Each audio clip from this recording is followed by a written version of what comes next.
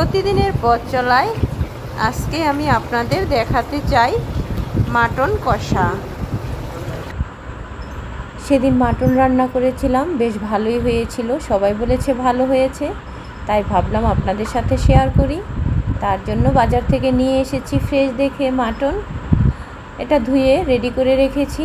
আর এদিকে রেডি করেছি আদা, রসুন এবং পেঁয়াজ কুচি। আরেকটা বাটিতে মশলা রেডি করেছি, ধনে গুঁড়ো, হলুদ গুঁড়ো, মরিচের গুঁড়ো, জিরার গুঁড়ো এবং আদা বাটা, রসুন বাটা, কিছুটা পেঁয়াজ বাটা, সেই সাথে দিয়েছি টক ঝোল এবং কিছুটা তেল দিয়ে ভালো করে মেখে ম্যারিনেট করে রেখেছি।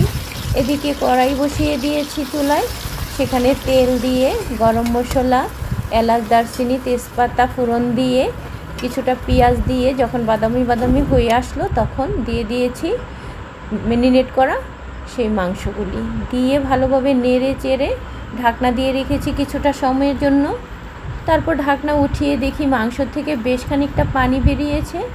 আবার একটু নাড়াচাড়া করে সেই পানি দিয়েই মাংসটা ভালোভাবে কষিয়ে নিয়েছি এবং কষিয়ে নিয়ে আবার ঢাকনা দিয়ে রেখেছি এবং এই ঢাকনা দিতে দিতে মাংসটা মোটামুটি সিদ্ধ হয়ে আসছে।